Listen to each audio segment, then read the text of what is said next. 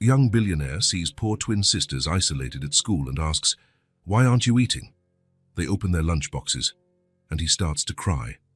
The sun was shining brightly that autumn morning when Asher parked his ordinary, far from luxurious car 2 blocks from Westwood Elementary School. He was 25 years old, with brown hair that was always a bit messy and observant green eyes. His clothes, simple jeans and a blue shirt, gave no hint that he was the owner of an impressive fortune. Asher had been born into a wealthy family, but grew up hearing his mother say that money was only worthwhile when it helped someone. She had passed away 2 years ago, and ever since, he had been looking for ways to honor her teaching. He didn't want to appear in newspapers as the charitable young billionaire. He wanted to genuinely help, looking into the eyes of those in need. After talking with a former teacher, he decided to start with public schools in economically challenged neighborhoods. He didn't want to make large-scale impersonal donations. He wanted to understand the reality, to learn real stories. "Good morning," he said to the school secretary with a gentle smile. "I'm Asher Collins. I arranged a visit with Principal Porter for today." The secretary, a woman with square glasses and a tired smile, nodded. "Oh yes, the potential donor for our food program. The principal is just finishing a meeting. He should be out in 10 minutes. Feel free to look around." Asher thanked her and walked through the hallways. The walls were decorated with colorful drawings and schoolwork, but the peeling paint and flickering lights revealed a lack of resources. He observed crowded classrooms, with hard-working teachers teaching with the little they had. The bell rang, announcing recess. Doors opened and children of various ages ran into the schoolyard, their voices and laughter echoing through the halls. Asher followed the flow, arriving at an open space with some time-worn playground equipment, concrete tables, and a small grassy area. Most of the children quickly formed groups, some playing ball, others on the seesaws, many sitting in clusters eating their snacks. But it was a detail in the corner of the yard that captured his attention. 2 little girls, perhaps 5 years old, sat alone on a concrete bench. They were absolutely identical, light blonde hair tied in simple ponytails, pale blue eyes that were almost grey, and school uniforms a bit too large. Each held a colorful lunchbox on her lap, but neither was eating. Something about that scene touched Asher.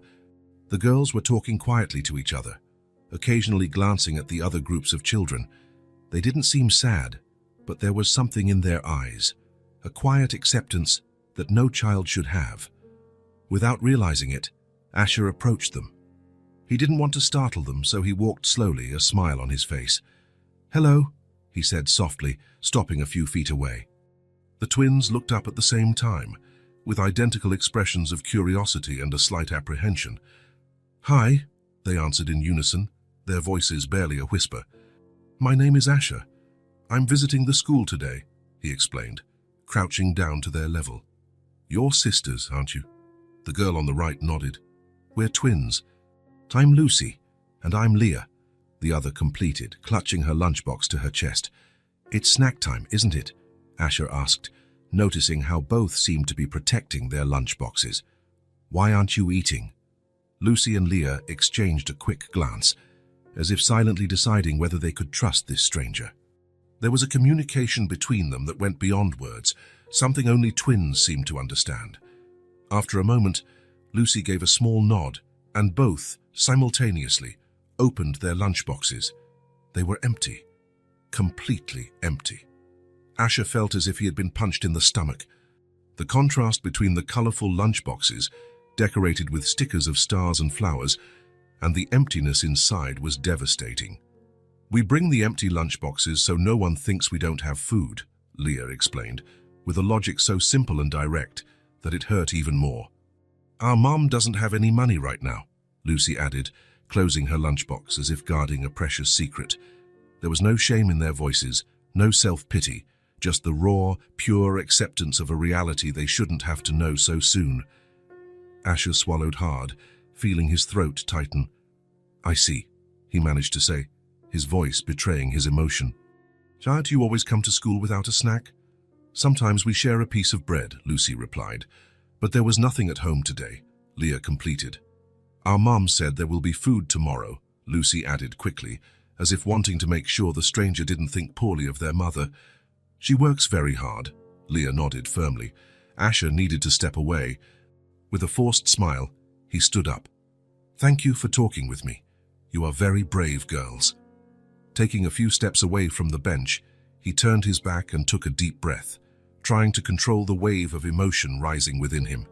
He didn't want to cry in front of them. They didn't need the burden of a stranger's pity, but he couldn't hold it back. Silent tears streamed down his face as he looked up at the sky, trying to compose himself. His entire life of privilege flashed before his eyes. How many times had he complained about something as trivial as not liking the food served?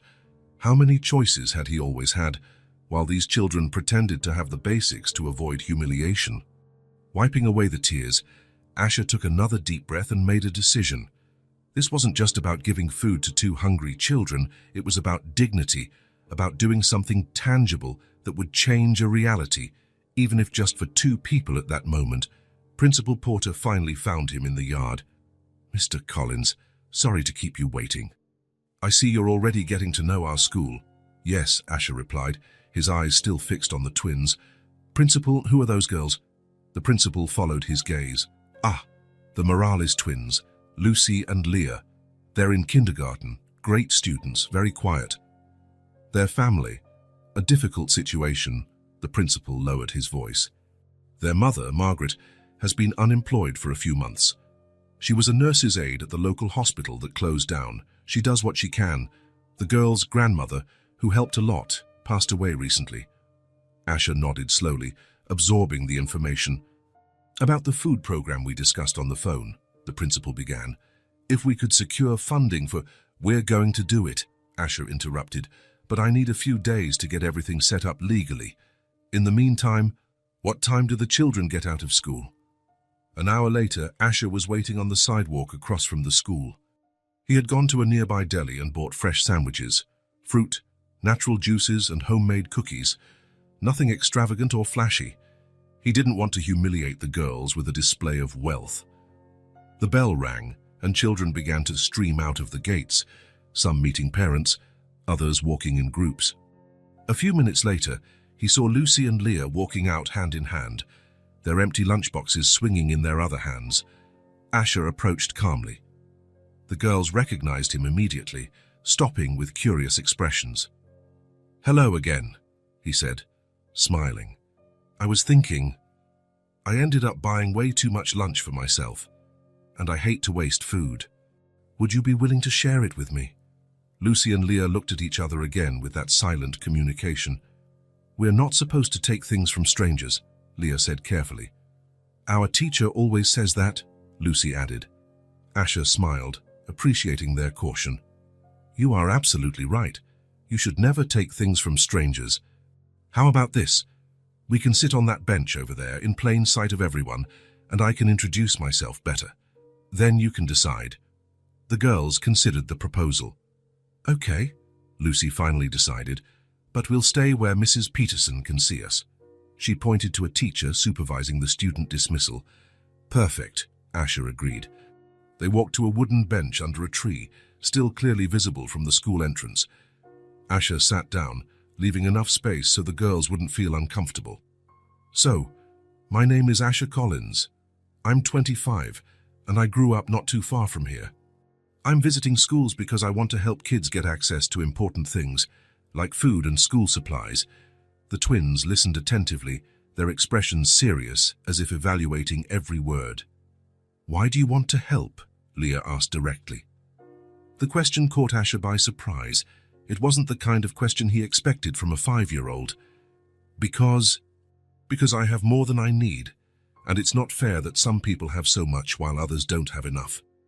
"Our grandma used to say life isn't fair," Lucy commented, swinging her little legs that didn't reach the ground. "And it isn't," Asher agreed. "But we can try to make it a little fairer, don't you think?" The girls considered his answer. "I guess so," Leah said finally. "You seem nice," Lucy decided. Asher smiled, relieved, and opened the bag he had brought. "I have turkey and cheese sandwiches, apples, orange juice, and some chocolate chip cookies.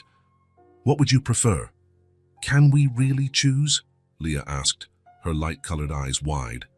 "Yeah, of course," Asher replied, feeling that tightness in his chest again.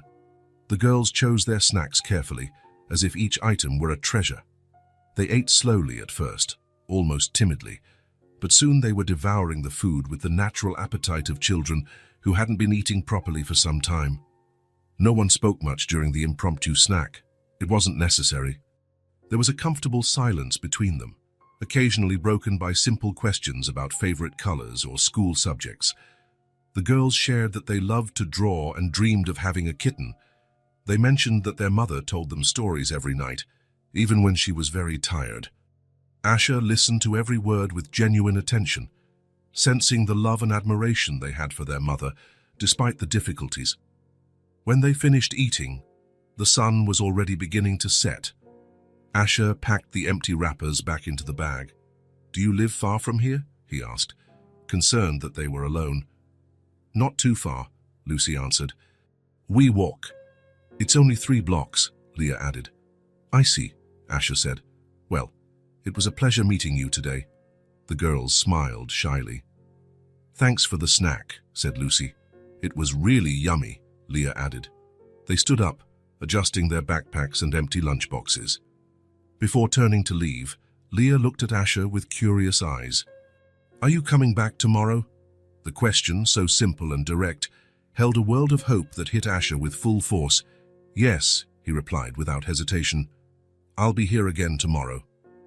The twins smiled, identical, small, sincere smiles, and walked away hand in hand.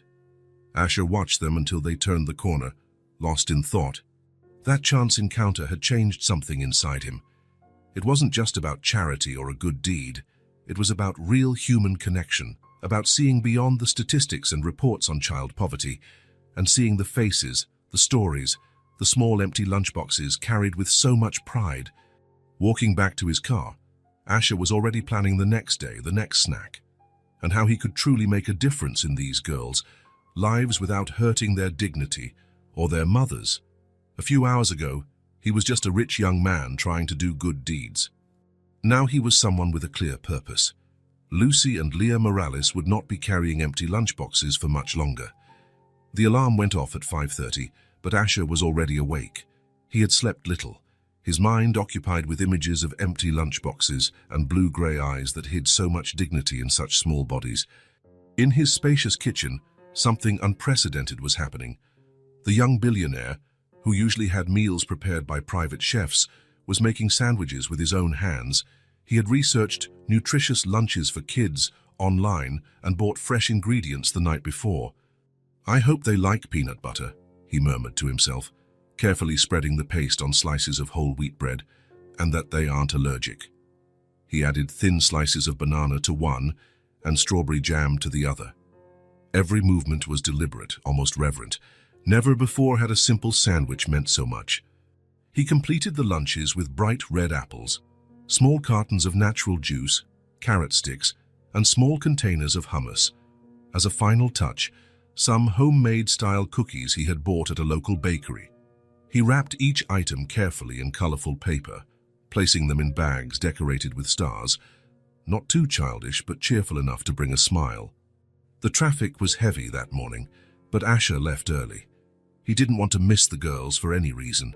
He parked in the same spot as the day before and walked to the school entrance, the 2 lunch bags swinging in his hand. The school was slowly coming to life. Buses arriving, parents dropping off their children in a hurry, teachers carrying materials. Asher chose a discreet spot near the main gate, where he could see everyone entering without drawing too much attention. 30 minutes passed. Most of the children had already gone inside when Asher finally spotted them. Lucy and Leah were walking hand in hand, just like the day before. But something was different today. They were chatting animatedly, their colorful lunchboxes swinging. From where he stood, Asher could see the sparkle in their eyes. There was anticipation there. They were looking for him. When they finally saw him, they stopped for a moment. Then, without arranging it, they started running towards him, their blonde hair swinging like golden threads in the morning light. "Oh, you really came," exclaimed Lucy, stopping a few feet from him. "You said you would," added Leah, a little more restrained, but with the same sparkle in her eyes. Asher knelt down to their level, smiling. Of course I came. I promised, didn't I? He looked at them both, noticing small details he hadn't before. Lucy had a tiny mole near her right eyebrow. Leah's hair was a millimeter shorter, perhaps trimmed to help tell them apart. Both wore the same simple, slightly oversized uniform, probably meant to last longer. We brought our lunchboxes today too, said Lucy, showing hers, decorated with stars. We thought maybe. Leah left the sentence unfinished, as if afraid to assume too much. Asher felt his heart ache again, but in a different way. There was hope in their eyes, hope that he had put there, and which was now his responsibility not to disappoint. Actually, he said, holding up the colorful bags, I brought something for you.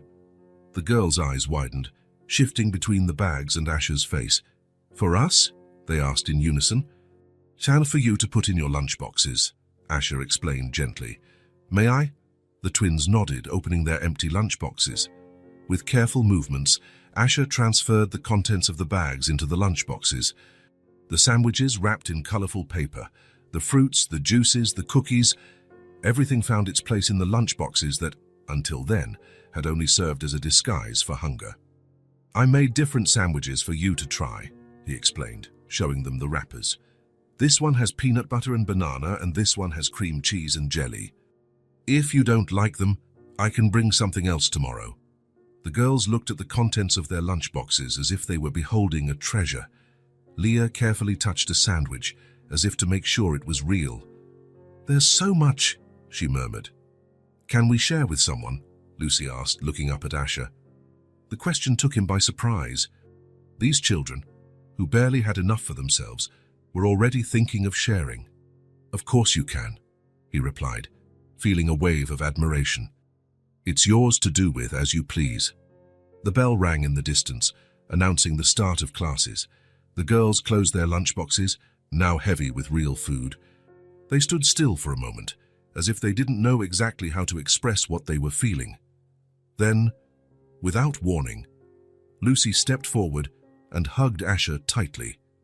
A second later, Leah did the same, little arms wrapped around his neck with an intensity that said more than any words could. Thank you, Lucy whispered in his ear. Thank you so much, Leah echoed, her voice almost breaking. Asher felt a lump in his throat. He hugged them back, carefully, feeling the fragility of those small bodies, and at the same time, the surprising strength that dwelled within them. The hug lasted only a few seconds, but for Asher it seemed to contain an eternity. When the girls pulled away, their faces were lit with smiles that seemed to transform them completely. You're going to be late, he reminded them gently. You'd better go. Will you be here after school? Leah asked, her light blue eyes full of hope. I will, Asher promised, right here. The twins nodded, satisfied with the promise. They took a few steps back, still looking at him, then turned and ran towards the school gate, their lunchboxes now swinging with purpose. Asher watched them until they disappeared inside the building. He was about to turn and leave when he noticed a woman watching him. It was a teacher, graying hair in a bun, thin-rimmed glasses, a kind but watchful expression. She approached with measured steps, studying him. Good morning, Asher greeted politely. Good morning, she replied. Forgive my curiosity, but I noticed your interaction with the Morales twins. Are you a relative? No, Asher answered honestly, just a friend. The teacher assessed him for a moment, as if deciding whether to believe him. I'm Mrs. Peterson, their teacher, she said finally. Lucy and Leah are wonderful students, very bright, but in recent months, since their grandmother passed, I've noticed changes, quieter, less engaged. She paused, looking in the direction the girls had disappeared. Today, however, they came into the classroom with a different energy. Smiles I haven't seen in months. The teacher turned her eyes back to Asher. They're different. Your presence is doing them good. There was an unasked question in her observation. Who was he and what were his intentions? Asher understood the concern. I met the girls yesterday by chance, he explained. I realized they were going through a hard time. I just want to help, in the most respectful way possible. Mrs. Peterson nodded slowly. Their mother, Margaret, is an admirable woman. She's doing the impossible to keep those girls in school. but times have been tough since the hospital closed. I understand, Asher replied, taking in the information. I don't want to interfere or impose anything. Just ensure they have the basics while their mother finds a new path. Something in Asher's tone or words seemed to convince the teacher. Her posture relaxed slightly. Well, any help is welcome. Those girls deserve every chance in life. She checked her watch. I have to go, classes are starting. Of course, thank you for looking after them, Asher said sincerely. Mrs. Peterson smiled, a smile that spoke of years dedicated to children, of worries that went far beyond the classroom. It's good to see there are still people willing to make a difference. Mr. Asher. Just Asher.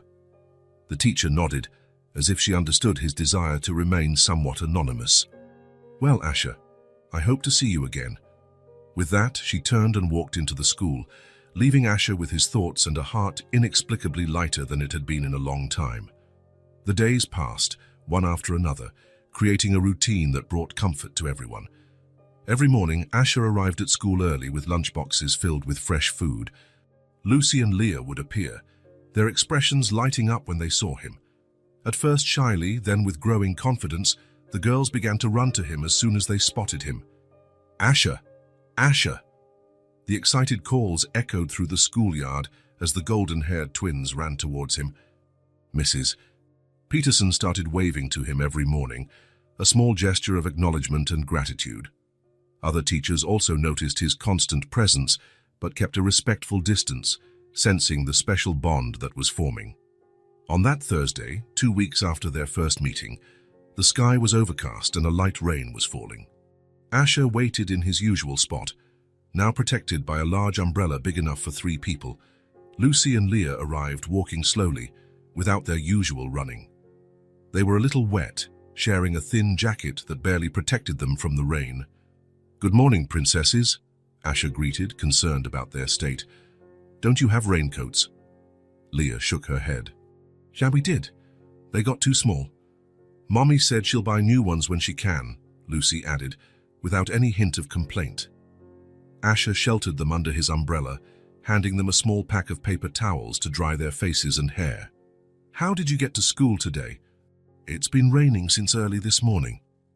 Walking, like always, Leah replied, rubbing her hair with the towel. We don't mind the rain, Lucy said bravely, though a sneeze betrayed her words. Asher frowned but didn't comment. Instead, he handed them the day's lunchboxes, today filled with chicken sandwiches, yogurt, fresh grapes, and small cinnamon muffins. And I loved yesterday's muffins, Leah commented, opening her lunchbox to peek at the contents. Me too. Mrs. Peterson asked for the recipe, Lucy laughed. She said she's never seen us eat so well. Asher smiled, happy to see how they were becoming more talkative, more confident each day.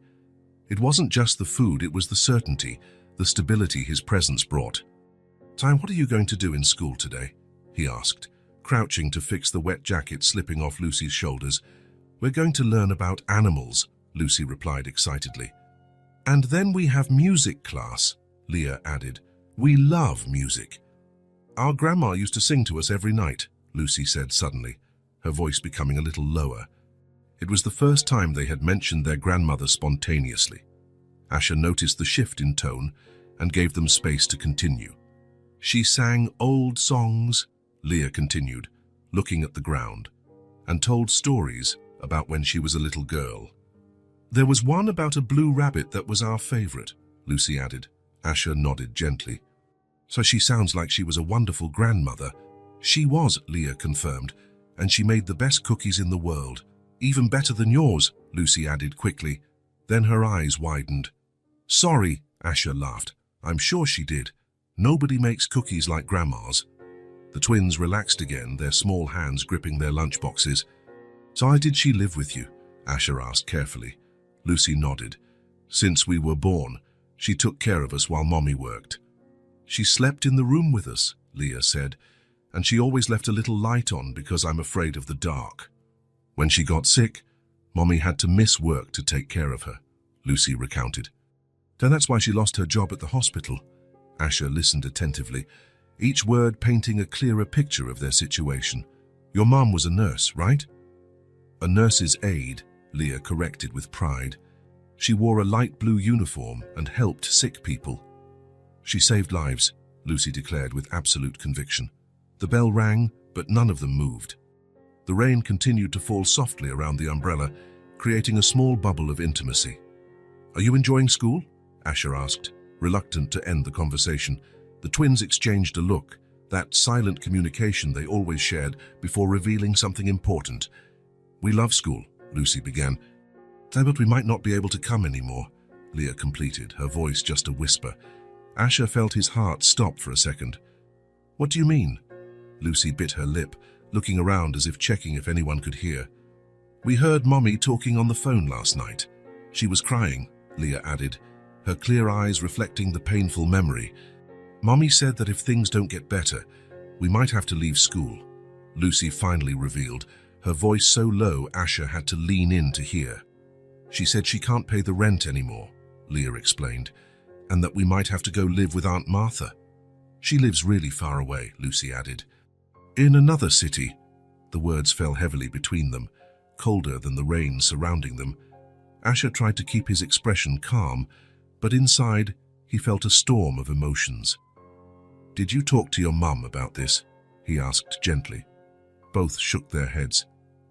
"We weren't supposed to be listening," Leah admitted. "It was after she put us to bed. We don't want her to know that we know," Lucy explained. "She's already sad enough." The second bell rang, more urgent now. Mrs. Peterson appeared at the door, signaling to the girls. "You need to go," Asher said, adjusting the backpacks on their shoulders. "Don't worry, okay? Everything is going to be all right." The twins nodded, not entirely convinced but comforted by the certainty in his voice. "Will you be here after school?" Lucy asked, as she did every day. "Always," Asher replied. "Now go. I don't want you to be late." They ran to the entrance, turning to wave one last time before disappearing inside the building. Asher stood still in the rain, the umbrella forgotten in his hand. The girl's revelation echoed in his mind, the possibility of Lucy and Leah leaving school, being torn from the only stable environment they knew, going far away. No, he wouldn't allow it. The decision crystallized in his chest, strong and unshakable. From the moment he saw those empty lunchboxes, Asher knew he wanted to help. But now, faced with the possibility of losing them, he realized his involvement had become much deeper than he had imagined. It was no longer just about ensuring they had food. It was about giving them a real chance in life, the opportunity to grow up in a stable environment with a quality education. The rain was falling harder now, but Asher barely noticed. His mind was already drawing up plans, possibilities, solutions. He needed to meet the girl's mother.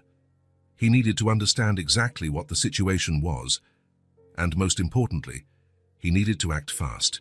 Pulling his phone from his pocket, he cancelled all his meetings for the day. There was something much more important to resolve. Walking back to his car, Asher made a decision. That afternoon, he would visit the twins' home. It was time to meet Margaret Morales and offer help in a way that preserved her dignity. Lucy and Leah would not be leaving school. He would not let that happen. The rain had stopped by the time Asher parked on the narrow street of the residential neighborhood. It was a simple place, with small, old houses, many of them in need of repair. The cracked sidewalks had small puddles where the morning rain still lingered. Asher looked at the piece of paper in his hand. After dropping the girls at school, he had spoken with Mrs. Peterson, explaining his concern. The teacher, though initially hesitant, ended up providing the Morales family's address when she understood his intentions were genuine. "Third house on the right, after the corner grocery store," he murmured to himself, walking slowly. Every house he passed told a different story of struggle. Windows patched with cardboard, doors that didn't close properly, roofs with missing shingles. But there were also signs of dignity, lovingly cared for potted plants, clean though faded curtains, toys organized in small yards. The Morales house was one of the smallest on the street, a simple one-story building with peeling light blue paint on the walls. There was a tiny front garden where a few resilient flowers grew amidst a poorly maintained lawn. A rusty children's bicycle was leaning against the porch, likely a donation or a second-hand purchase for the twins. Asher stopped before the low metal gate and took a deep breath. This moment was crucial. He needed to approach the situation with respect, without making Margaret feel diminished or treated like a charity case. He opened the gate, which creaked in protest, and walked to the door. He could hear the low sound of a radio coming from inside. He knocked gently 3 times. Hurried footsteps, the sound of the radio turning down, and then the door opened just enough to reveal part of a woman's face. "Yes?" The voice was cautious but polite. "Good afternoon," Asher said with a gentle smile. "My name is Asher Collins. I know your daughters, Lucy and Leah." The door opened a little wider, revealing a woman in her 30s. It was easy to see where the twins had inherited their features. The same blonde hair, though hers was tied in a simple bun. The same light-colored eyes, now wide with surprise and confusion. She wore faded jeans and a simple button-down shirt. Her hands, Asher noticed, were those of someone accustomed to hard work, with small calluses and dry skin. "You know my daughters," she repeated, her posture immediately becoming stiffer, more protective. "Yes, we met at the school a few weeks ago. I've been bringing them snacks," Asher explained, keeping a respectful distance. "I'm also a friend of Mrs. Peterson." Margaret's expression softened slightly upon hearing the teacher's name, but her eyes still studied Asher cautiously. "The girls mentioned you," she said finally. "The snack man." There was a hint of wounded pride in her voice that Asher understood immediately. What mother would want to admit that a stranger was feeding her children? "I'd like to talk to you if you have a moment," Asher requested. "It's important." Margaret hesitated, looking past him as if searching for someone else on the street, perhaps wondering if he represented some official authority. After a moment of consideration, she opened the door wider. "You can come in, but I only have a few minutes. I'm sending out resumes for jobs." The inside of the house was as small as it suggested from the outside, but impeccably clean and organized. The living room, which also served as a dining room, had an old sofa with mended cushions, a table with 4 mismatched chairs, and a simple bookshelf with a few books and some picture frames. The walls, though peeling in some places, were decorated with colorful drawings made by the twins. "Please, sit," Margaret offered, indicating the sofa. Asher noticed that she remained standing, as if wanting to maintain some control over the situation. Her eyes, though tired, were observant and intelligent. "Thank you for having me," he began. "As I said, I've spent some time with Lucy and Leah over the past few weeks. They are extraordinary girls." An involuntary smile softened Margaret's tense face. "They are, aren't they? So smart, so good." "They really are," Asher agreed. "And that's why I'm here today. They mentioned that they might have to leave the school." Margaret's posture stiffened again. "They heard that. I thought they were asleep." She ran a hand over her face, a gesture of frustration and exhaustion. "I didn't want them to know yet." "Kids notice more than we think," Asher said gently. Margaret nodded, crossing her arms. "Why does this concern you? No offense, but we barely know each other." It was a fair question.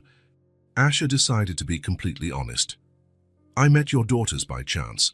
I saw them at recess with empty lunchboxes. When I asked why they weren't eating, they showed me that their lunchboxes had nothing inside. They explained that they brought empty lunchboxes, so no one would know they didn't have food." Margaret closed her eyes for a moment, the pain evident on her face. When she opened them again, there was a sheen of unshed tears. "They did that, my God." Her voice faltered. "I told them it was just for a little while, that we'd have enough food soon. They didn't speak out of shame, Mrs. Morales. They spoke because they are honest and because they trust that adults can solve problems. And that's what I've come to do today." Margaret stared at him, a mix of confusion and suspicion in her gaze. "What do you mean?" Asher took a deep breath and said in a calm but determined voice, "Lucy and Leah are not leaving school. I'm going to make sure they can continue their studies." The silence that followed was profound. Margaret watched him as if trying to decipher a complex puzzle. "You don't even know us," she said finally, her voice a mixture of disbelief and distrust. "Why would you do that?" Because your daughters deserve every opportunity they can get. Because education is the foundation of everything. And because... Asher hesitated, thinking of the best way to explain without sounding condescending. Because I am in a position to help, and I want to. Margaret moved to the window, looking outside as if the answers might be there. When she turned back, her face showed the internal conflict she was facing. The pride of a mother who had always cared for her daughters alone versus the relentless reality of her current situation. "You don't understand," she said, her voice breaking. "It's not just the tuition. They are going without lunch, without proper uniforms. It's even hard to afford transportation. I thought about taking them out of school to protect them, so they wouldn't be humiliated for not having what other children have." The words came out in a torrent, as if a dam had broken. Margaret wasn't crying, but her entire body seemed to carry the weight of that confession. "Since my mother died, I've tried everything. Cleaning jobs, temporary work, extra shifts, but the money is never enough. The rent went up. My mother's medical bills used up our savings, and now..." She made a vague gesture indicating the house around them. "Now we're about to lose even this." Asher listened in silence, respecting the courage that revelation required. "My sister Martha offered to take us in. She lives in a small town 4 hours from here. It's not ideal. The schools there aren't as good, but at least we'd have a roof over our heads." She finally sat down, her hands clasped tightly in her lap. "I never imagined I'd get to this point. I've always worked hard. I've always taken care of my daughters, and now I can't even ensure they have food in their lunchboxes." The last sentence was spoken with such pain that Asher felt his own chest tighten. This was not a woman looking for charity. She was an exhausted warrior after a battle fought too long, and for too long alone. "Mrs. Morales," he said softly. "Margaret, may I call you that?" She nodded, discreetly wiping away a stubborn tear that had escaped. "Margaret, I'm not here to judge or to offer temporary solutions. I'm here because your daughters have touched my heart in a way I can't explain. They are special, and they deserve the chance to stay in the school they love, near teachers who care about them." He paused, choosing his next words carefully. "I'm not asking you to give up your role or your authority as a mother. I'm just offering to be a support during this difficult time. People used to say it takes a village to raise a child. Let me be a part of that village for Lucy and Leah." Margaret studied him for a long moment, as if trying to see beyond his words. "Why?" she asked finally. "Why do you care so much?" It was a question Asher had been asking himself. Why had these two specific girls captured his heart in such a way? "Because they reminded me what's important in life," he answered honestly. "Because when I saw the dignity with which they face hardships that no child should have to face, something changed inside me. And because..." He hesitated, wondering if he should share something so personal, but decided that sincerity was necessary at that moment. "Because I was also in a vulnerable position once, and when I was younger, someone reached out a hand to me when I needed it most. Now it's my turn to do the same." The silence that followed was different, no longer tense, but contemplative. When Margaret finally spoke, her voice was calmer. "How do you plan to help exactly?"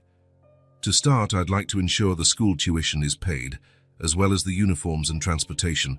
I'd also like to help with basic necessities while you find a new job." Margaret opened her mouth as if to protest, but Asher continued, "Not as charity, Margaret, as an investment in their future. And with your consent and supervision every step of the way." She closed her eyes for a moment, as if fighting an internal battle. When she opened them again, there was a mixture of resignation and relief in her gaze. "They really like you, you know. They talk about their friend Asher's all the time. How you make the best sandwiches, how you listen to their stories." She gave a small, sad smile. "I admit I was jealous at first." "I would never try to take your place," Asher assured her quickly. "You are their hero. They speak of their mother with such pride." That seemed to surprise Margaret. "Even with all this, with all my failings, especially with all this, they see how you fight for them every single day." A tear finally escaped, rolling down Margaret's weary face. "Sometimes I wonder if I'm doing enough." "You're doing everything you can," Asher said gently. And now you don't have to do it alone. He leaned forward a little, his eyes meeting hers directly. Lucy and Leah have you, Margaret. They always have. And now they have me too. The simplicity of that statement seemed to finally break down the last barriers. Margaret covered her face with her hands and for the first time allowed herself to cry openly, not tears of self-pity, but of relief. The kind of crying that comes when you finally realize you are no longer alone in a seemingly impossible fight. Asher waited patiently, offering a handkerchief he took from his pocket. When she finally calmed down, her eyes were red, but there was something new in her gaze, a small flame of hope that hadn't been there before. "The girls will be home in an hour," she said, checking the clock on the wall. "Would you like to stay and meet them formally?"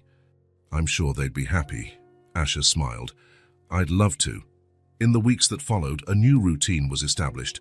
Asher not only continued to bring snacks for the twins, but he also began to bring basic groceries to the house: rice, beans, milk, soap.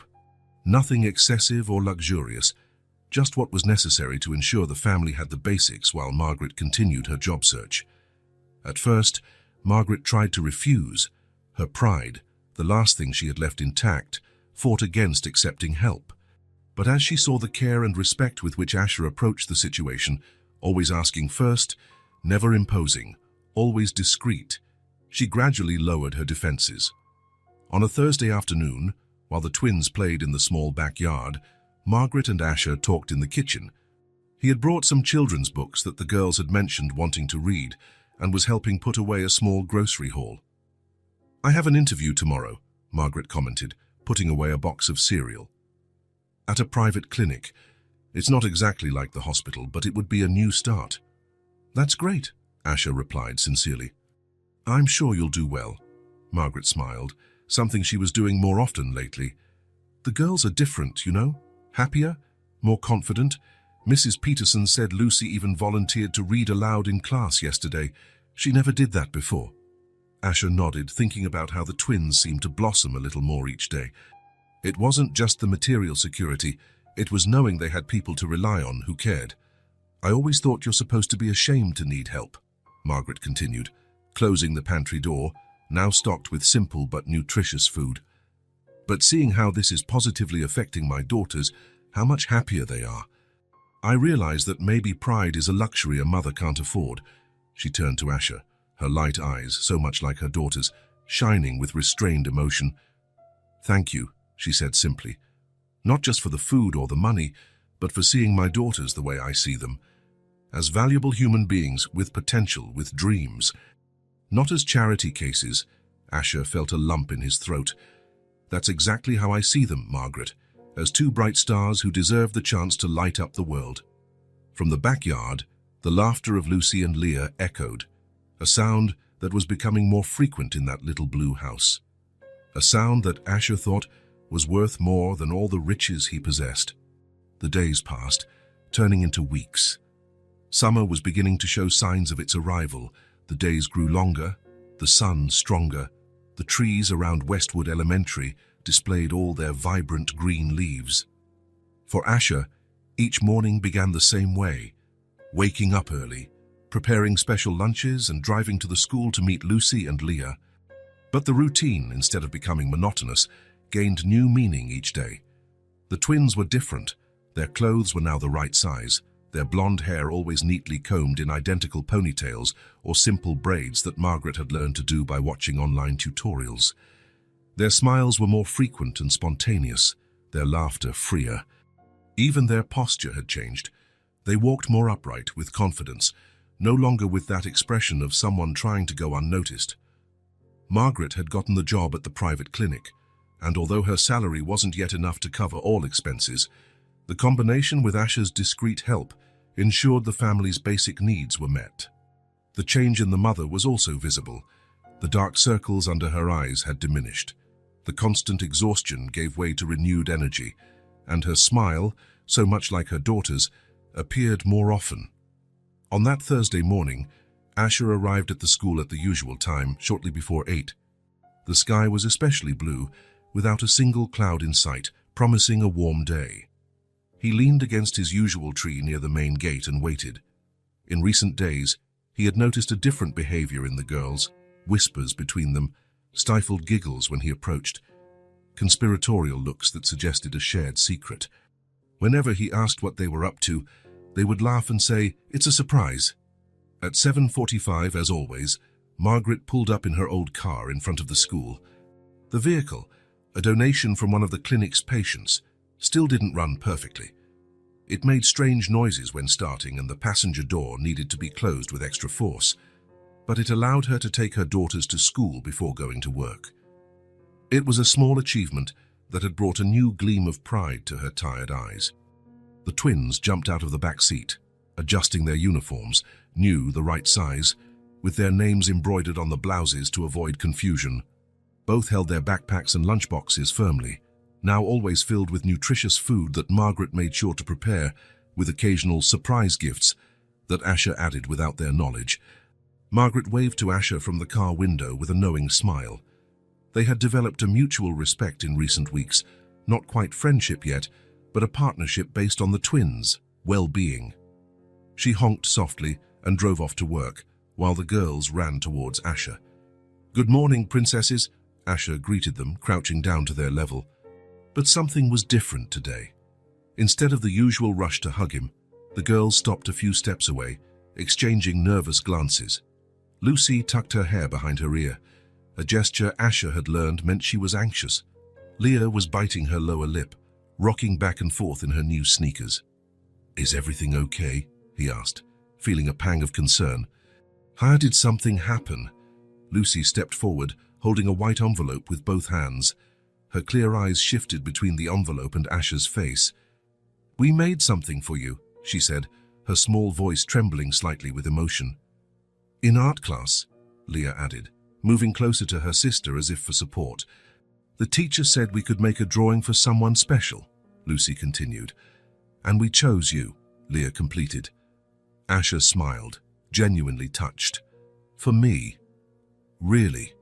The twins nodded in unison, their expressions as serious as if they were about to hand over a valuable treasure. "The teacher said it was very beautiful," Lucy commented, finally holding out the envelope. "She helped us write the message without any mistakes, but the idea was ours," Leah added quickly. "All ours." Asher accepted the envelope with the same care he would give a precious object. It was a simple white envelope, but decorated on the edges with small round colorful drawings of stars and hearts, clearly made by the girls' own hands. There were smudges of ink here and there, and a small blur in the corner where someone, probably Leah, who was more impatient, had touched it before the ink dried. "Can I open it now?" he asked, already knowing the answer from the way they watched him anxiously, leaning forward as if to push him to hurry the process. "Yes," they exclaimed together, their eyes shining with expectation. "Open it." Careful not to tear any of the drawings on the edges, Asher opened the envelope. Inside was a slightly larger sheet of paper, folded in half. As he unfolded it, he felt his breath catch for a moment. It was a drawing made with colored pencils and markers. In the center, 3 figures sat on a brown wooden bench, a man with brown hair wearing a blue shirt, his favorite one which he wore often, and 2 small blonde girls holding hands. The details surprised Asher. Lucy had drawn her own mole near her eyebrow, and Leah had included the new star earrings she had gotten for her birthday. Behind them, a huge sun with yellow and orange rays spread across the blue sky, with a smile drawn in the center, as if the sun itself were happy about that moment. On the ground, colorful flowers of all kinds grew around the bench, some almost reaching the height of the girls in the drawing. Every detail had the mark of childish dedication, from the carefully drawn shoelaces to the exaggerated smiles on their faces. There was something in the simplicity of the drawing that perfectly captured the essence of the moments they shared. But what really made his heart ache was what was written in the bottom right corner. In childish letters, a little crooked but perfectly legible, colored alternately in purple and green, Lucy and Leah's favorite colors, were the words, "You make everything better." Asher stood motionless for a moment, absorbing the impact of those simple words. He who had more money than he could spend in a lifetime, who had received expensive gifts and impressive accolades, had never felt the weight of a gift like this, a piece of paper with colorful drawings and 5 words written by the small hands of 5-year-olds. "Do you like it?" Leah asked, her voice betraying concern at his prolonged silence. "Is it weird? If you don't like it, we can make another one," Lucy added quickly, already looking disappointed. "We can draw better." "It's just that the bench is crooked," Leah explained, pointing to the small imperfection in the drawing. "And your hair isn't that spiky, I know." Asher swallowed hard, fighting the emotion that threatened to overwhelm him. He felt a warmth in his chest, a mixture of gratitude and affection so intense it almost hurt. "It's the most beautiful gift I've ever received in my life," he said finally, his voice slightly choked. "I'm speechless." The girls' faces lit up instantly, like Christmas lights being turned on. "Really?" Lucy asked, her eyes wide. "You're not just being polite?" questioned Leah, always the more suspicious of the two. "Absolutely true," Asher confirmed, carefully touching the drawing as if it were a priceless work of art. "I'm going to frame it and put it in my office. That way, whenever I'm working, I'll look at it and remember you." Without warning, Leah stepped forward and hugged him tightly, her small arms wrapping around his neck. The scent of strawberry shampoo and the warmth of that fragile but full of life little body enveloped him. "We love you, Asher," she whispered in his ear, with the direct honesty only children possess. Lucy joined the hug a second later, creating a knot of arms and emotions that Asher wished he could freeze in time. He felt their weight, the implicit trust in that gesture, the purity of affection offered without reservation. "I love you guys too," he replied, the words coming out naturally without filters or hesitation. Because it was true, at some point, without realizing it, these two little golden-haired warriors had conquered a permanent space in his heart. The school bell rang, breaking the moment. Reluctantly, the girls pulled away. "I have to put this on my desk," Asher said, carefully holding the drawing, "just so I can see it every day and remember that I have 2 talented artists as friends." "Yes," Lucy agreed enthusiastically, "and when we make more, you can put them there too." "I'll make a new one tomorrow," Leah promised, "with a dog too, because you said you like dogs." Asher smiled, carefully folded the drawing, and put it back in the envelope. "I can't wait to see it. Now go, I don't want you to be late." The girls nodded, picking up their lunchboxes. Before running to the gate, they looked back at him one more time, as if wanting to memorize his image. "See you after school?" Lucy asked, as she always did. "I'll be here," Asher promised, as he always replied. He watched as they ran into the building, their blonde hair bouncing with each step, uniforms impeccable, their steps light and confident, so different from the 2 shy girls with empty lunchboxes he had met weeks ago. When they disappeared, he looked again at the envelope in his hands. "Oh, you make everything better." Funny, Asher thought, how 5 simple words could capture exactly what these girls had done for him. They had made everything better. Much better. The month of June arrived, bringing warmer days and bluer skies. Asher's routine now included not only daily visits to the school but also regular visits to the Morales' home. What had started as a one-time help had turned into a constant presence in the small family's life. On that Saturday afternoon, Asher drove his car through the familiar streets of the neighborhood, a package on the passenger seat. He had found an educational game that helped develop reading and math skills, perfect for children the twins' age. He smiled as he imagined their reaction. Lucy would probably analyze every detail of the box before opening it, while Leah would try to go straight for the pieces, impatient to begin. He parked in front of the blue house, noticing the small improvements that appeared each week. The front yard was better cared for, with new flowers planted in colorful pots. The rusty children's bicycle had been replaced by 2 smaller ones, one pink and one purple, parked neatly on the small porch. The house itself seemed more alive, with new curtains on the windows and the front door's paint touched up. Small changes that reflected the gradual rebirth of that family. He had barely closed the gate behind him when he heard the excited shouts, "Asher's here! Asher's here!" The door flew open and the twins shot out towards him, their blonde hair flying like golden flags in the wind. They wore simple summer clothes, denim shorts and colorful t-shirts, and were barefoot. "We were making cookies with Mommy," Lucy announced, clinging to his right leg. There's flour everywhere, Leah added, holding his left hand. I can see that, Asher laughed, noticing the white smudges on their faces and clothes. You look like two little ghosts. The girls laughed, pulling him inside the house. The sweet smell of vanilla and cinnamon filled the air, mixed with the comforting aroma of freshly brewed coffee. Margaret, he called out, as he was dragged by their small hands. In the kitchen, she replied. We're in full cookie operation. Enter at your own risk. The kitchen, though small, was bright with sunlight streaming through the window. Margaret stood at the counter, kneading a portion of dough. There was flour in her blonde hair, tied in a messy bun, and on the tip of her nose. Seeing him, she smiled. A relaxed, genuine smile, so different from the tense expression of their first meeting. Welcome to the chaos, she joked. The chef's assistants are very enthusiastic, but not very organized.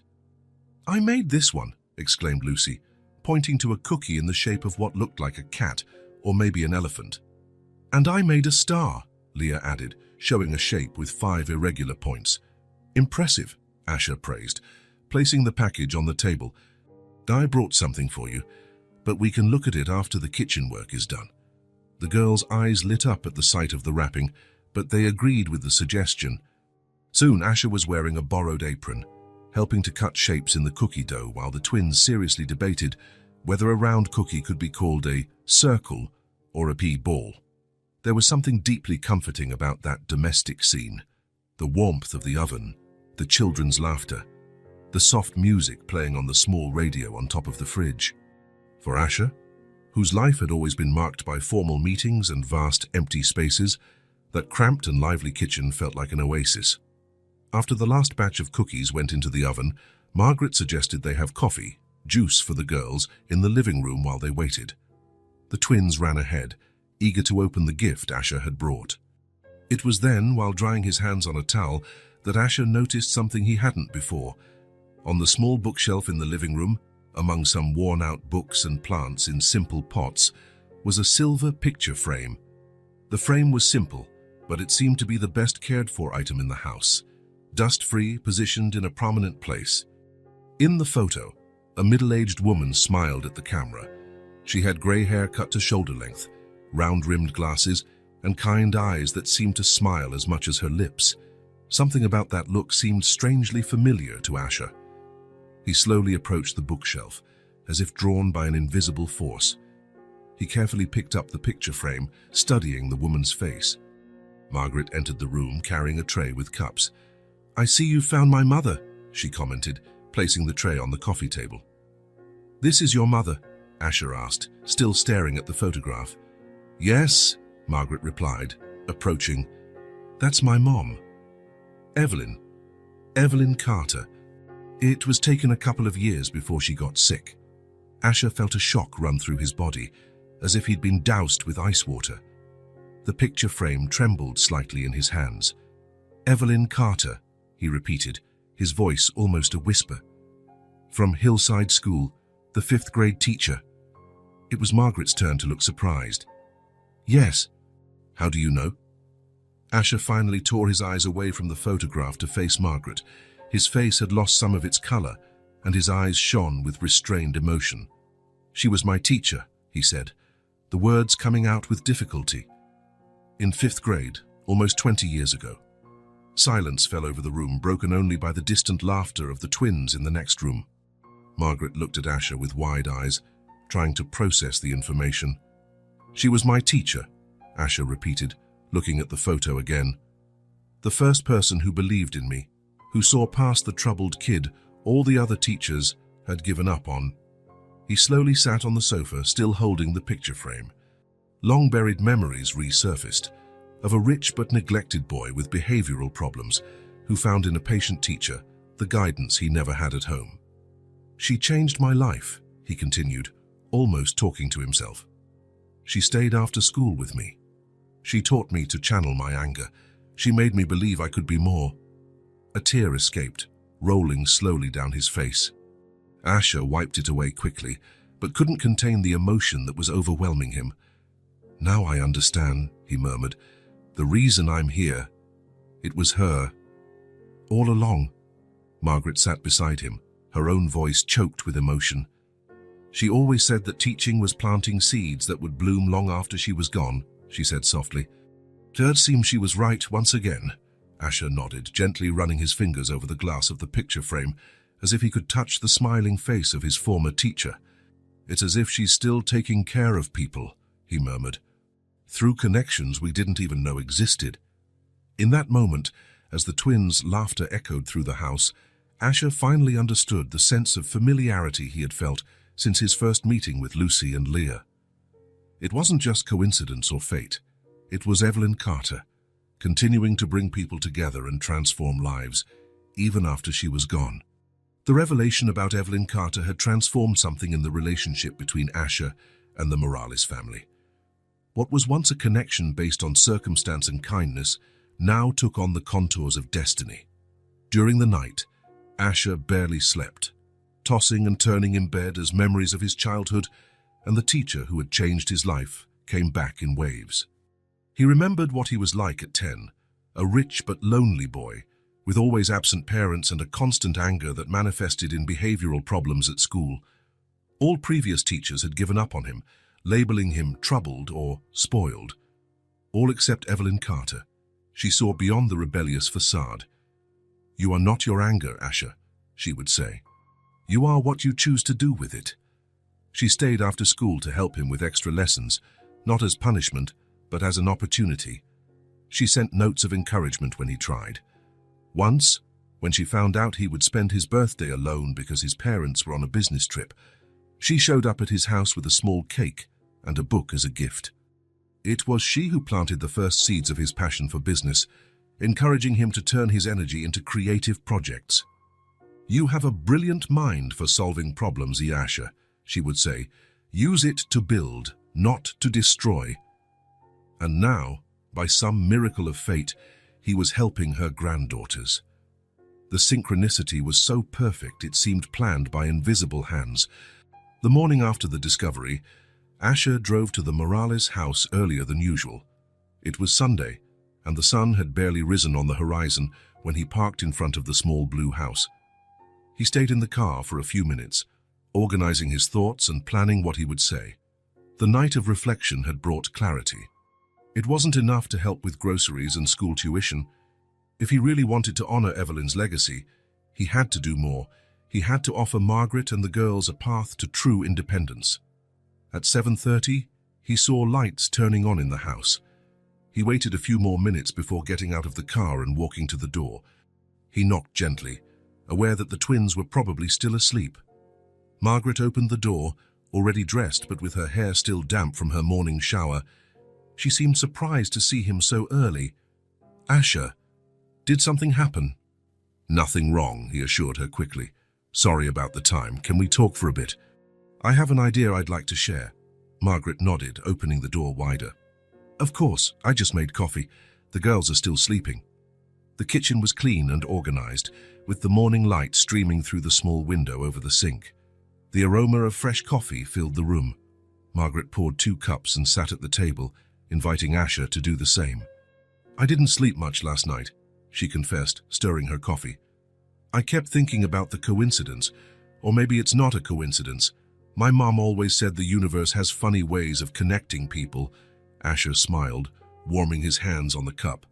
"I thought the same thing, and I spent the night remembering how your mother changed my life, how she believed in me when no one else did." He paused, taking a sip of coffee as he organized his thoughts. "Margaret, I know you're working at the clinic, but I've noticed the hours are difficult, especially for taking care of the girls."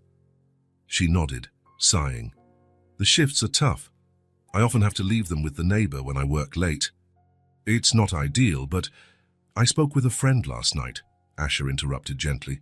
"Sophia owns Riverstone, that restaurant near the Central Park." Margaret's eyes widened slightly. Riverstone was known as an elegant but welcoming establishment, not overly luxurious, but definitely several steps above the places where she might expect to work. "So her restaurant needs a waitress for the day shift," Asher continued. "Business hours, Sundays off, and the salary is—" He mentioned a figure that made Margaret almost choke on her coffee. "Plus tips, which are usually generous." Margaret placed her cup on the table carefully, as if afraid her trembling hands would drop it. That's more than I make at the clinic," she said finally, her voice low. "Much more. I told Sophia about you, about your experience as a nurse's aide, about your attention to detail and people skills. She was interested." "But I've never worked in restaurants," Margaret protested weakly. "I don't know if I'm qualified." "She's willing to train the right person," Asher explained, "and she believes, as I do, that people skills are more important than technical experience. You'll learn what you need to quickly." Margaret looked out the window for a moment, as if trying to process the information. The sun was now shining brighter, creating golden patterns on the kitchen floor. "The hours would allow me to take the girls to school and be home when they get back," she murmured, more to herself than to Asher. "We wouldn't need the neighbor anymore." She turned to Asher, her clear eyes studying him intensely. "Why are you doing this? You've already done so much for us."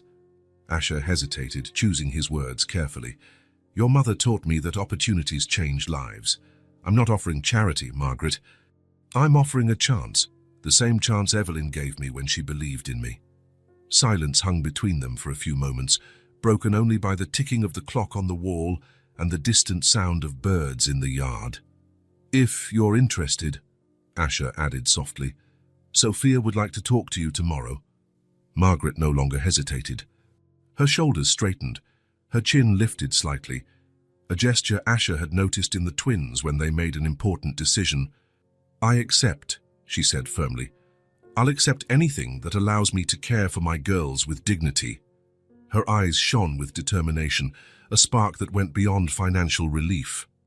It was the same expression Asher had seen so many times on Evelyn's face, the unwavering conviction that the future could be better than the past. "I accept," she repeated, her voice stronger now, "and I will work hard to deserve this opportunity." Asher smiled, feeling that sense of purpose that had become increasingly familiar since he met the twins. "Sophia will love to meet you," he said, "and the girls will be so proud." As if summoned by his words, hurried footsteps were heard in the hallway. A moment later, Lucy and Leah appeared at the kitchen door, hair disheveled and pajamas wrinkled, but with radiant smiles upon seeing Asher. "You came for breakfast with us?" Lucy asked, rubbing her sleepy eyes. "Can we make pancakes?" Leah added, already opening the refrigerator without waiting for an answer. The serious conversation gave way to the organized chaos of a Sunday breakfast. As he helped the twins measure flour for the pancakes, Asher watched Margaret. There was a new lightness in her movements, as if an invisible weight had been partially lifted from her shoulders. It was just the beginning, he thought, just the beginning. The following weeks brought remarkable changes for the Morales family. Margaret started working at Riverstone and, to everyone's relief, adapted quickly. Her experience with patients at the clinic had prepared her well for dealing with demanding customers, and her attentive nature made her notice details that others overlooked. In less than 2 weeks, she already had regular customers who specifically requested her table. The new job not only improved the family's financial situation, but also gave Margaret back something she had lost: confidence. Each day at the restaurant reinforced her ability to learn new skills, connect with people, and rebuild her life. The twins were also flourishing. With their mother more present and less stressed, they became even more cheerful and curious. At school, Mrs. Peterson commented on the remarkable progress both were showing. Lucy was reading above her grade level, and Leah was demonstrating a special talent for math. Asher remained present, but in a different way now. Instead of being the family's lifeline, he was increasingly becoming a friend, a mentor, a constant presence that complemented, but did not replace, the renewed stability Margaret was able to provide. On a July afternoon, almost a month after Margaret started her new job, Asher invited her for coffee after her shift at the restaurant. The twins were at a trial ballet class, another new thing that the stable income had made possible. They sat in a quiet coffee shop near the restaurant. Margaret looked different, the elegant Riverstone uniform, her hair in an elaborate bun. Even her posture had changed. There was a recovered dignity in every gesture. "The girls can't stop talking about ballet," she commented, smiling over the rim of her cup. Leah has already decided she's going to be a ballerina, at least for this week, Asher laughed. And Lucy? Lucy says she wants to be a writer and a dancer, and an astronaut, and a vet, all at the same time. They both laughed, sharing that intimate knowledge of the twins' personalities. The afternoon sun streamed through the large windows of the coffee shop, creating a golden, peaceful atmosphere. "They're dreaming again," Asher observed. "It's good to see that." Margaret nodded, her eyes softening. "For a while, I think they forgot how to dream. They were too busy trying to survive." She paused, stirring her coffee thoughtfully. "We all were." Asher watched her profile for a moment, the determined chin, so much like Evelyn's, the clear eyes that had been passed down to her granddaughters. "Margaret," he began, his voice more serious, "I wanted to talk to you about something important." She turned to him, attentive. "Your mother gave me something that changed my life," Asher said, the words coming out slowly, laden with emotion. "She gave me more than math or English lessons. She gave me the belief that I could be more, do more. Now I want to do the same for your daughters." He paused, taking a deep breath. "They will get an education. They will have opportunities. I want to set up an educational fund for Lucy and Leah to ensure they can attend good schools, college, whatever they choose." Margaret's eyes widened, her cup stopping halfway to the table. Asher, it's not charity," he interrupted gently. "It's an investment. In their future, in the world they will help build. And it's a way of paying back what your mother did for me." Margaret carefully placed the cup on the table, her eyes shimmering with unshed tears. "They would have chances I never had," she murmured. "They could choose their own paths, instead of being limited by circumstances." "Exactly," Asher agreed. "I'm not saying money solves everything. You've proven that by raising two wonderful girls in the most difficult circumstances. But it removes obstacles, it opens doors." Margaret looked out the window for a moment, watching people pass on the sidewalk. When she turned back to Asher, a single tear was rolling down her face. "My mother always said that education could save a life," she said softly, her voice choked with emotion. "She said knowledge was the one thing no one could ever take from you, once you had it." She discreetly wiped the tear with the tip of her finger. "She would be so proud of you, Asher. So proud of the man you've become." Asher felt a lump in his throat, remembering the grey-haired teacher with the kind smile who had seen potential in the troubled boy he once was. "I hope so," he replied simply. "I hope so." Sitting there in the golden afternoon light, they shared more than coffee.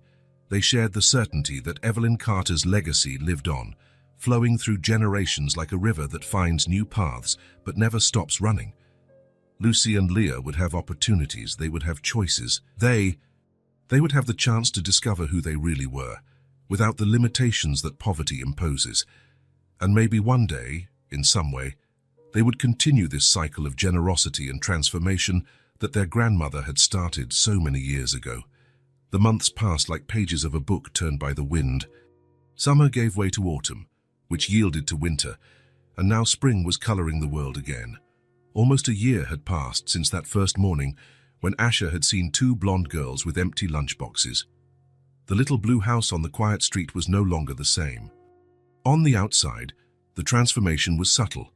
A fresh coat of paint on the walls, colorful flowers in the front garden, a handmade sign on the door that read, "The Morales Home," in hand-painted letters. But it was inside that the change truly manifested. On a sunny Saturday in May, Asher parked in front of the house as he regularly did. Before he even knocked on the door, he could feel the difference. Sounds escaped through the open windows, soft music from the radio, crystal clear laughter, the clinking of utensils in the kitchen, and the smells. The sweet aroma of freshly baked cake mixed with cinnamon filled the air, making his stomach rumble in anticipation. He knocked on the door, 3 light taps, his private code, hurried footsteps, excited voices arguing over who would open it, and then the door swung open to reveal Lucy and Leah, identical smiles lighting up their faces. "You're just in time," exclaimed Lucy, pulling him by the hand. "Thi, we just took the cake out of the oven." "It's banana cinnamon," Leah added, grabbing his other hand. "It's Grandma's recipe." Asher let himself be led inside, observing the changes that continued to emerge with each visit. The living room, once nearly empty, was now a cozy space. The old sofa had gained colorful cushions, there were soft rugs on the floor, and a new bookshelf housed books, many books of all kinds. Some for Margaret, others for the twins, storybooks, illustrated encyclopedias, recipe books.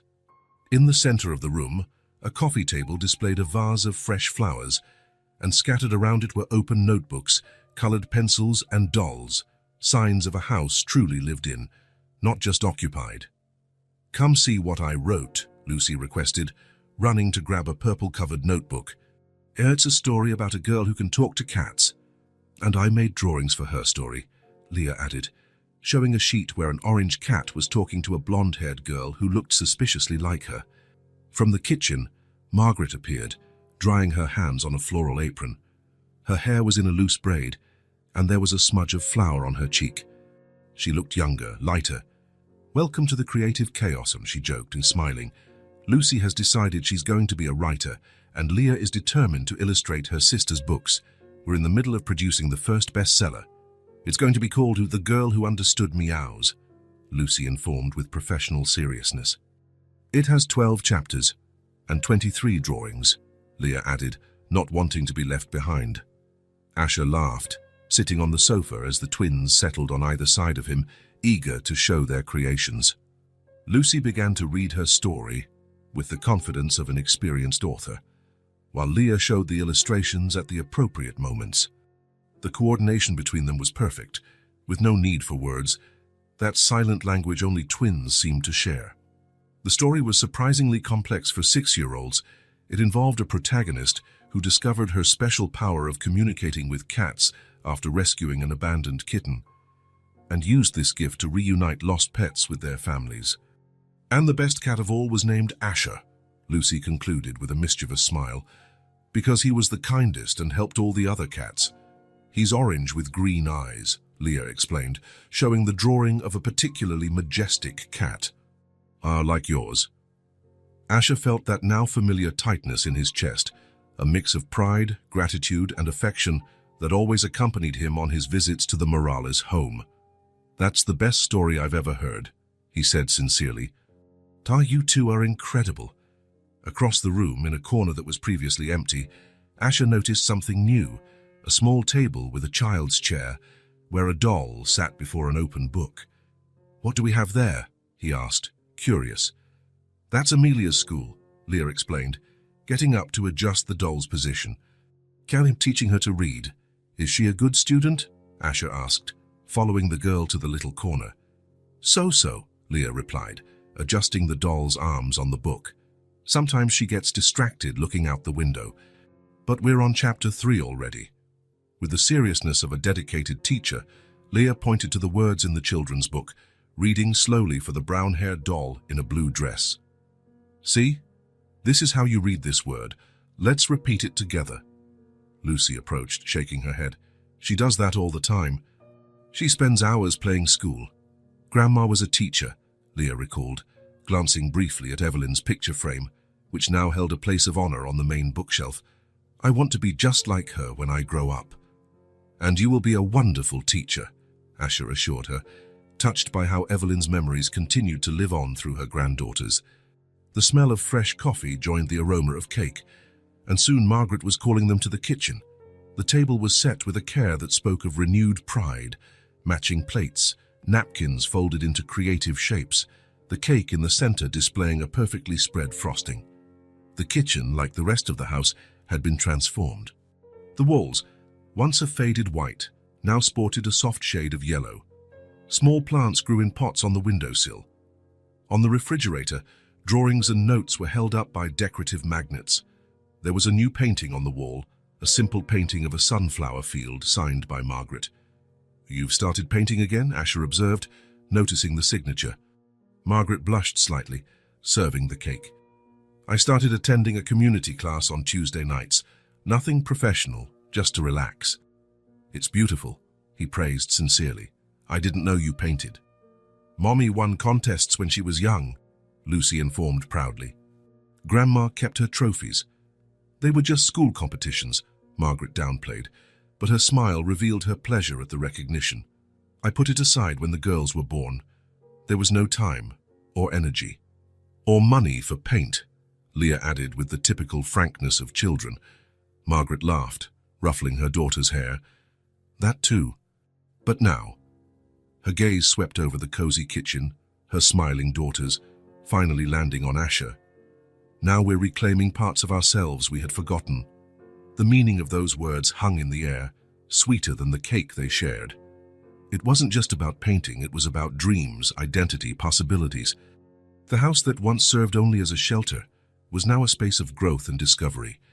As they ate, the twins talked excitedly about the end of the school year, just a week away. They told him about the performance their class would give, the awards that would be handed out, their plans for the summer vacation. Mrs. Peterson said I can read a poem in front of everyone, exclaimed Lucy, nearly bouncing in her chair with excitement. I wrote it myself. And I'm going to play the triangle in the closing song, Leah added. I have the most important part. Margaret exchanged a knowing look with Asher. We have two little performers here. Not shy at all. How could they be? He replied. They have the genes of a teacher and an artist. The rest of the afternoon passed in a comfortable mix of activities.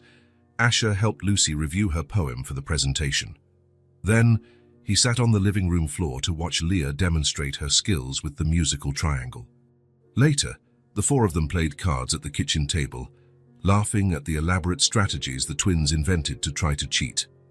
As the sun began to set, casting golden shadows through the house, Asher realized how those walls now contained much more than furniture. They contained memories, dreams, plans for the future. Hope, which was once just an occasional visitor, now resided there permanently. On the morning of the last day of school, Asher arrived early. It was a tradition now to be present for all the important moments in the twins' lives. The girls spotted him as soon as they got out of Margaret's car, running towards him in their pristine uniforms and hair carefully styled in identical braids. "Today's the big day," Lucy announced, twirling to show off the special dress she would wear for the performance, carefully folded in her backpack. "We practiced the song 1,000 times, Leah added, making the motion of playing the triangle in the air. "It's going to be perfect." Margaret approached more slowly, smiling. She looked elegant in her restaurant uniform. She was now an assistant manager, a recent promotion they had celebrated with a special dinner. "They barely slept from so much excitement," she commented, adjusting the collar of Leah's blouse. "I woke them up at 5 and they were already ready to go." "Understandable," Asher replied. "It's a big day." Margaret checked her watch. "I need to rush to work. I'll be back at 3 for the performance." She hugged her daughters quickly. "Be good and rock it, my stars." As she walked away, the twins exchanged conspiratorial glances that Asher knew well by now. "We have something for you," said Lucy, opening her backpack. "An end-of-year gift," Leah explained, her eyes shining with anticipation.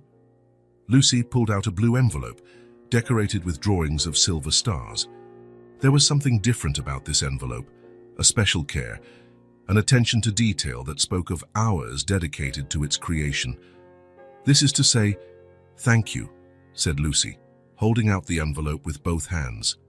"For everything," Leah added, her voice soft but intense. Asher accepted the envelope, noticing how his hands trembled slightly. After almost a year, he was still surprised by how deeply these small displays of affection affected him. "Can I open it now?" The twins nodded in unison, watching him with attentive eyes. They stood closer to each other, as they always did when they were nervous or emotional. Careful not to damage the drawings on the edges, Asher opened the envelope. Inside was a carefully folded sheet of paper. As he unfolded it, he felt his breath catch for a moment. It was a much more elaborate drawing than the first one they had given him months ago. In the center, there were the three of them, he and the twins, sitting on the same bench where they had shared their first snack. But the drawing contained so much more. In the background, the school, the blue house, the restaurant where Margaret worked. In each corner, small scenes depicted moments they had shared, playing cards in the kitchen, reading books in the living room, at the park feeding ducks. And at the top, in colorful and careful letters, the message, "Our best friend. Thank you for coming into our lives." In the bottom corner, 3 signatures, Lucy, Leah, and surprisingly, Margaret. Their mother had participated in this special gift. Asher felt a lump in his throat, an emotion so intense that for a moment he feared he wouldn't be able to speak. The drawing captured everything, not just moments, but transformations, journeys, the intertwining of lives that once ran separately. "You guys," he began, struggling to find words. "You are incredible." The twins smiled, those identical smiles that uniquely lit up their eyes. "Mommy helped with the letters," Lucy explained. "And with the details of the house," Leah added, "but we did the rest." "We worked on it for 2 weeks," Lucy confessed, bouncing on her heels with pride. "It's perfect," Asher said, holding the paper as if holding a piece of everything worth living for. Because that's exactly what it was. That simple drawing contained the essence of what truly mattered: connection, growth, hope, love. The school bell rang, calling the students inside. The twins hugged Asher quickly. "See you later," they said together, running towards the entrance. "Don't forget, 3 o'clock. Wouldn't miss it for the world," he promised, watching them disappear into the building. He stood there for a moment, looking again at the drawing in his hands. A year ago, he was a rich but lonely man, surrounded by possessions but lacking purpose. Now, thanks to 2 empty lunchboxes and the legacy of a teacher who had believed in him decades ago, he had found the true meaning of wealth. Carefully, he folded the drawing and placed it close to his heart, in the inner pocket of his jacket. Later, it would be framed and take the place of honor in his office next to the first drawing he had received. Walking back to his car with the morning sun warming his face, Asher carried with him not just a piece of paper with colorful drawings, but the quiet certainty that he had found his place in the world.